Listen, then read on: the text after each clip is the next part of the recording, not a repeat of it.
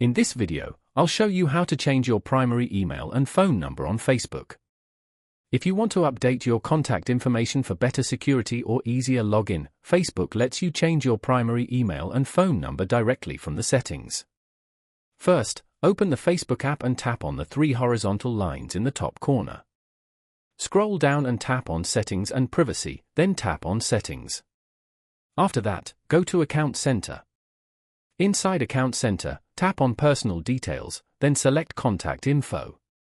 Here you'll see the email addresses and phone numbers connected to your Facebook account. To add a new email or phone number, tap Add New Contact, then choose whether you want to add an email address or phone number. Enter the new information and follow the verification process by entering the code Facebook sends you.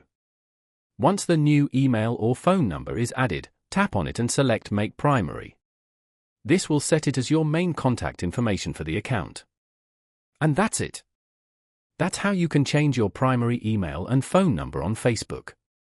If this video helped you, make sure to like the video and subscribe to the channel for more simple and helpful tech tutorials.